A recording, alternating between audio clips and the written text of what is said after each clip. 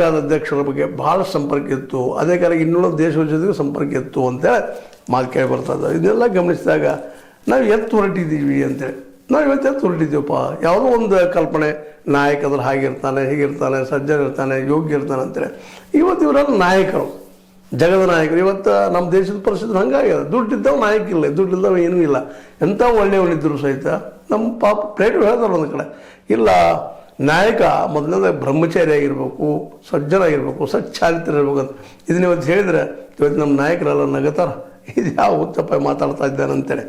ಅಂದರೆ ಈ ಮಾತನ್ನ ಯಾಕೆ ಹೇಳ್ತಾ ಇದ್ದೀನಪ್ಪ ಅಂದರೆ, ಇವತ್ತು ನಾಯಕತ್ವ ಅಂದರೆ ಏನು, ಇದೆಲ್ಲ ಕೆಲಸ ಮಾಡುವಂಥವಂತ ಏನಪ್ಪ ಅಂದ್ರೆ ಅನೇಕ ಹತ್ಯೆಗಳ ಕಾರಣ ಆಗಿರ್ಬೋದು, ಮತ್ತನಾಗಿರ್ಬೋದು, ಅನೇಕ ಸುಳ್ಳುಗಳನ್ನ ಹೇಳುವಂಥವಾಗಿರ್ಬೋದು, ತನ್ನ ಕೆಲಸ ಸಲ್ಲಿಸಲೋಗಿ ಯಾರನ್ನಾದ್ರೂ ಯಾವುದೋ ಹಂತಕ್ಕೆ ಹೋಗಿ ಅವ್ನು ಮುಗಿಸುವಂಥದ್ದಾಗಿರ್ಬೋದು.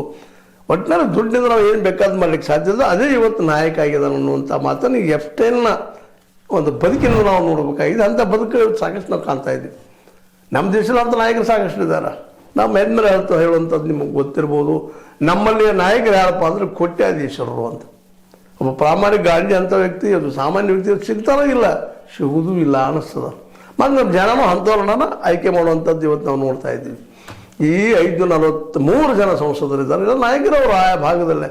ಅವರಲ್ಲಿ ಯಾರು ಒಬ್ಬರಾದರೂ ಒಬ್ಬ ಭಿಕ್ಷಾದೇಶ ಅಥವಾ ಅತ್ಯಂತ ಬಡವ MLA MP ಅದಾನ.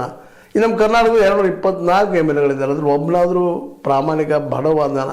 ಎಲ್ಲರೂ ಹೇಳ್ತಾರೆ ನಾವು ಪ್ರಾಮಾಣಿಕರು, ಅತ್ಯುತ್ತ